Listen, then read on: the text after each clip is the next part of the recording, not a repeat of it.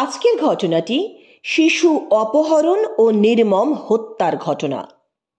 এই ঘটনাটিকে American media crime of the century বলে অভিহিত করেছিল। আমেরিকার আইন বিশেষজ্ঞরা এই ঘটনাকে ট্রায়ালস অফ দ্য সেঞ্চুরি বলে আখ্যা দেন। Newspaper writer H L. মেনকেন এই ঘটনাকে the biggest story since the resurrection বা পুনরুত্থানের পর থেকে সবচেয়ে বড় ঘটনা বলে অভিহিত করেন। আপনারা শুনছেন রিয়েল রহস্য, সত্যিকারের অপরাধের ঘটনা। ঘটনাস্থল আমেরিকার নিউ জার্সির হোপওয়েল টাউনশিপ। ঘটনাটি ঘটেছিল 93 বছর আগে, 1932 সালের 1 মার্চ। 1930 সালের 22 জুন আমেরিকার বিখ্যাত পাইলট চার্লস লিন্ডবার্গের স্ত্রী অ্যানি মরো লিন্ডবার্গ একটি পুত্র সন্তানের জন্ম দেন। তার নাম রাখা হয় চার্লস অগাস্টাস লিন্ডবার্গ জুনিয়র। ঘটনার দিন অর্থাৎ 1932 সালের 1 মার্চ সন্ধে 7:30 নাগাদ অ্যানি এবং চার্লির নার্স বেটি গাউন বাচ্চাকে তার বিছানায় শুইয়ে দেন। তারপর তারা নিজেদের কাজ করতে থাকেন। রাত 9টা নাগাদ জুনিয়র লিন্ডবার্গ অর্থাৎ চার্লির নার্স বেটি গাও খেয়াল করেন যে জুনিয়র লিন্ডবার্গ তার শোয়ার ঘরের খাট, যেটা চারপাশ ঘেরা অর্থাৎ ক্রাইবে, শুয়ে নেই। বেটি গাও যখন অ্যানি লিন্ডবার্গের কাছে আসেন, তিনি দেখেন যে অ্যানি সদ্য স্নান করে বেরোচ্ছেন, অর্থাৎ জুনিয়র লিন্ডবার্গ মায়ের কাছেও নেই। ঘটনাটি অ্যানি সঙ্গে সঙ্গে চার্লস লিন্ডবার্গকে জানান। চার্লস সঙ্গে সঙ্গে বাচ্চার ঘরে গিয়ে দেখেন ওই ঘরে বাচ্চার খাটে বাচ্চা নেই। তিনি জানালার উপর একটি খামে একটা নোট পান, যেটাতে মুক্তিপণ দাবি করা হয়েছিল। এই নোটে $50,000 মুক্তিপণ দাবি করা হয়েছিল। চিঠিটির হাতের লেখা এবং বয়ানের ব্যাকরণ অত্যন্ত খারাপ ছিল। চার্লস লিন্ডবার্গ সঙ্গে সঙ্গে একটা বন্দুক নিয়ে তাদের বাড়ির কর্মসহায়ক অলি হোয়েটলেকের সঙ্গে করে বাড়ির চারপাশ ঘুরে দেখেন এবং বাড়ির ভেতরের জমিও পর্যবেক্ষণ করেন। তারা জানালার নিচের জমিতে দাগ দেখতে পান কাঠের মইয়ের টুকরো এবং বাচ্চার ব্ল্যাঙ্কেট। অলি হোয়েটলে হোপওয়েল পুলিশ ডিপার্টমেন্টে ফোন করেন এবং চার্লস লিন্ডবার্গ যোগাযোগ করেন হেনরি ব্রেকেনরিজের সঙ্গে। হেনরি ব্রেকেনরিজ পেশায় একজন অ্যাটর্নি ছিলেন এবং চার্লস লিন্ডবার্গের বন্ধু ছিলেন। চার্লস লিন্ডবার্গ নিউ জার্সি স্টেট পুলিশের সঙ্গেও যোগাযোগ করেন। হোপওয়েল অঞ্চলের পুলিশ নিউ জার্সি স্টেট পুলিশের সঙ্গে একত্রে লিন্ডবার্গের বাড়ি ও আশপাশের অঞ্চলে ব্যাপক অনুসন্ধান চালান। ওই দিনই মাঝরাতে একজন ফিঙ্গারপ্রিন্ট এক্সপার্ট মুক্তিপণের চিঠি এবং কাঠের মইয়ের টুকরোটা পরীক্ষা করেন, কিন্তু কোনো কার্যকর হাতের আঙুল বা পায়ের আঙুলের ছাপ পাওয়া যায়নি। বিশেষজ্ঞরা এই সিদ্ধান্তে আসেন যে অপহরণকারী বা অপহরণকারীরা গ্লাভস পরে এসেছিল এবং জুতোর সোলে কোনো বিশেষ ধরনের কাপড় ব্যবহার করা হয়েছিল। বাচ্চার ঘরেও কোনো প্রাপ্তবয়স্ক লোকের আঙুলের ছাপ পাওয়া যায়নি। এমনকি ঘরের যে জানালার নিচে ল্যাডার বা মইয়ের অংশ পাওয়া গেছিল, সেই জানালাতেও বাচ্চার আঙুলের ছাপ ছাড়া আর অন্য কোনো ছাপ পাওয়া যায়নি। মুক্তিপণের চিঠিটা বিশেষজ্ঞরা পরীক্ষা করেন। তারা দেখেন যে চিঠিতে প্রচুর ভুল বানান ও ব্যাকরণগত ত্রুটি আছে। চিঠির শেষে পরস্পরের সঙ্গে সংযুক্ত দুটো নীল রঙের বৃত্ত ছিল, যেগুলো আবার একটা লাল রঙের বৃত্তকে ঘিরে রয়েছে। আবার ডান দিকে ও বাঁ দিকে দুটো ছোট ছিদ্র ছিল। বিশেষজ্ঞরা এই মুক্তিপণের চিঠি আবার পরীক্ষা করে এই সিদ্ধান্তে আসেন যে সম্পূর্ণ চিঠি একজন ব্যক্তিরই লেখা। চিঠিতে ব্যবহৃত অদ্ভুত ইংরাজি ভাষার জন্য তারা বুঝতে পারেন যে এই চিঠির লেখক একজন বিদেশি এবং খুব অল্প সময়ের জন্যই ইউনাইটেড স্টেটসে কাটিয়েছে। অপহরণের পরের দিন সকালে বিষয়টি রাষ্ট্রপতি হারবার্ট হুভারের গোচরে আনা হয়। সেই সময় অপহরণ বিষয়টিকে স্টেট ক্রাইম বলে বিবেচনা করা হতো, অর্থাৎ অপহরণের অপরাধের তদন্ত বা বিচার রাজ্য স্তরের মধ্যেই সীমাবদ্ধ থাকত। কিন্তু পরিস্থিতির গুরুত্ব বিচার করে ব্যুরো অফ ইনভেস্টিগেশন, যা পরবর্তীকালে ফেডারেল ব্যুরো অফ ইনভেস্টিগেশন বলে পরিচিত হয়, এই ঘটনার তদন্তের দায়িত্ব দেওয়া হয়। ফেডারেল ব্যুরো অফ ইনভেস্টিগেশন বা এফবিআই একজন স্কেচ আর্টিস্টকে দিয়ে অপহরণকারীর একটা সম্ভাব্য পোর্ট্রেট তৈরি করান। এরপর তারা আবার মইয়ের অংশগুলি পরীক্ষা করেন যে মইটার সাহায্যে বাচ্চাকে অপহরণ করা হয়েছিল। ল্যাডার বা মইটা পরীক্ষা করে পুলিশ বুঝতে পারে যে মইটা সঠিকভাবে তৈরি করা হয়নি, কিন্তু মইটা যে বানিয়েছে সে কাঠের কাজ জানে এবং ল্যাডার তৈরি করার তার পূর্ব অভিজ্ঞতা আছে। সকলকে বিভ্রান্ত করার জন্যই সে ভুলভাবে মইটা তৈরি করেছে। ওই মইয়ের টুকরোতেও কোনো আঙুলের ছাপ পাওয়া যায়নি। মইয়ের টুকরোয় যে ছিদ্রগুলো ছিল সেগুলো পরীক্ষা করা হলো। কি কি ধরনের কাঠ ব্যবহার করা হয়েছে, পেরেকের ছিদ্রর ধরন কি, এই সবই পরীক্ষা করে পুলিশ অপরাধীর কাছে পৌঁছতে চাইছিল। চার্লির অপহরণের দিন অর্থাৎ 1 মার্চ যে মুক্তিপণের নোটটি পাওয়া গিয়েছিল, যাতে $50,000 দাবি করা হয়েছিল, সেই নোটে বলা হয়েছিল যে মুক্তিপণ কোথায়, কখন, কবে পৌঁছে দিতে হবে সেটা পরে জানানো হবে। 6 মার্চ লিন্ডবার্গের বাড়িতে মেলের মাধ্যমে আর একটা চিঠি আসে মুক্তিপণ দাবি করে। এই চিঠিতেও ওই নীল এবং লাল রঙের বৃত্তির চিহ্ন ছিল। এই চিঠিতে মুক্তিপণ বাড়িয়ে $70,000 করা হয়। আমেরিকার সকল নাগরিক এই শিশুটির অপহরণ নিয়ে অত্যন্ত চিন্তিত হয়ে পড়েছিল।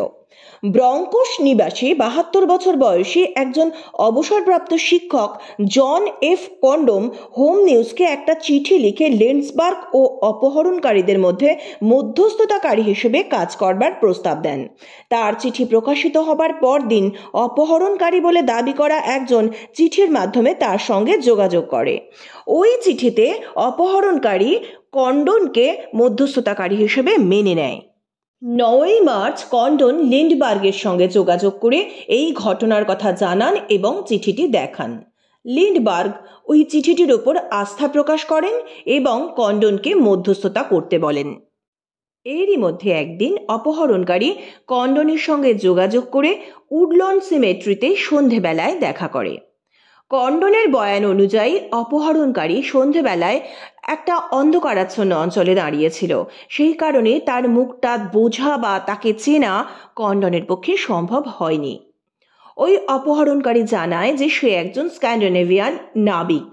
তাদের দলে মোট 3 জন পুরুষ এবং 2 জন মহিলা আছে এবং বাচ্চাটি ওই মহিলা দুজনের কাছেই সুরক্ষিত আছে।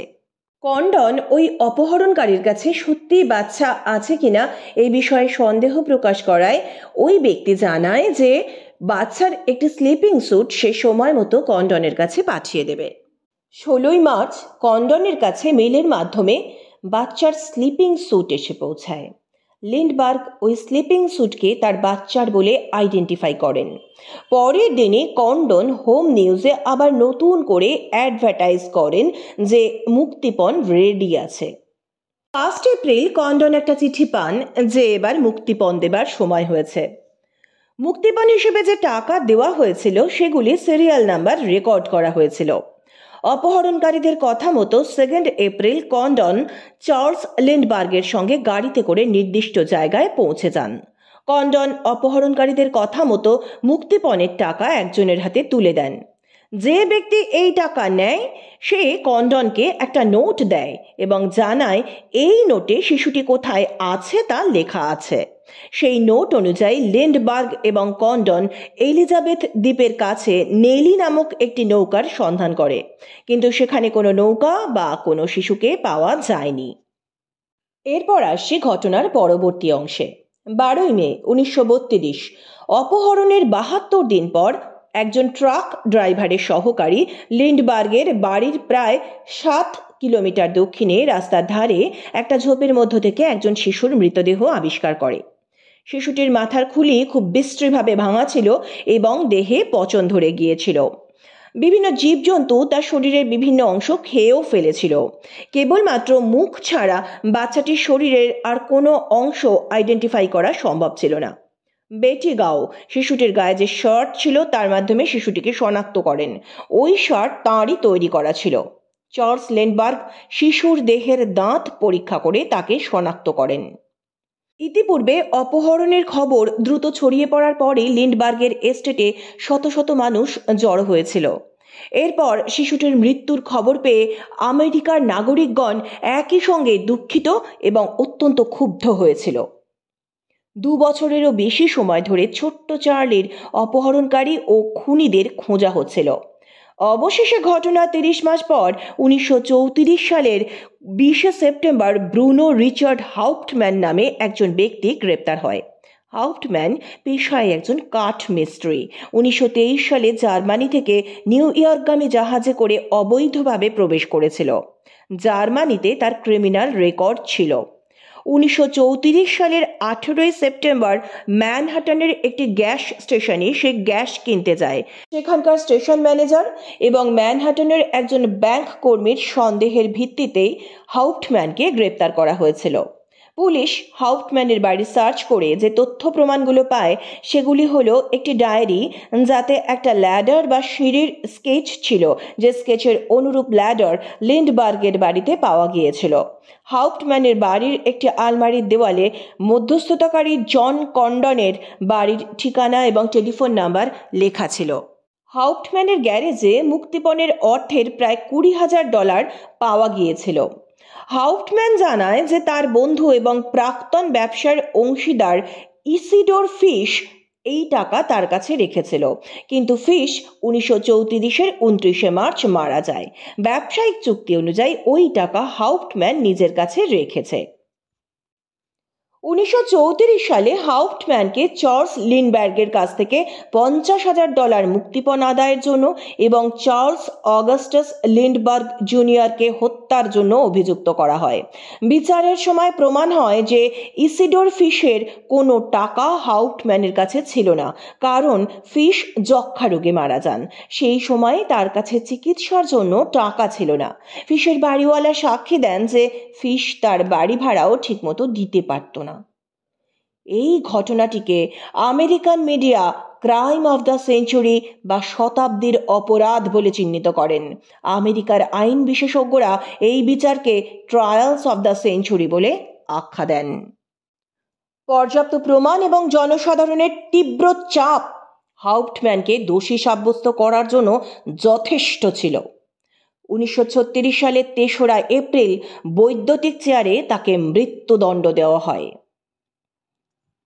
চার্লস লিন্ডবার্গ জুনিয়রের অপহরণের পর ইউনাইটেড স্টেট কংগ্রেস অর্থাৎ মার্কিন যুক্তরাষ্ট্রের কংগ্রেস একটা আইন পাশ করে, যেটা ফেডারেল কিডন্যাপিং অ্যাক্ট বলে পরিচিত।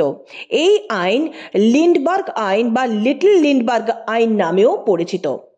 এই আইন অনুযায়ী ফেডারেল ব্যুরো অফ ইনভেস্টিগেশন অপহরণকারী রাজ্যের সীমা অতিক্রম করলে এই ঘটনায় হস্তক্ষেপ করতে পারবে এবং প্রয়োজনীয় তদন্ত করতে পারবে। 20 মাসে শিশুটির অপহরণ এবং হত্যা দেশের সমস্ত স্তরের জনগণের মধ্যে এমন প্রতিক্রিয়া সৃষ্টি করেছিল যে ইউনাইটেড স্টেট কংগ্রেস অপহরণের জন্য এই নতুন আইন পাশ করতে বাধ্য হয়। এই হলো ক্রাইম অফ দ্য সেঞ্চুরি। কেমন লাগছে সত্যিকারের অপরাধের ঘটনা? কমেন্ট সেকশনে অবশ্যই জানাবেন। খুব শীঘ্রই ফিরে আসছি আর একটি সত্য ঘটনা নিয়ে। সুস্থ থাকবেন, ভালো থাকবেন। নমস্কার।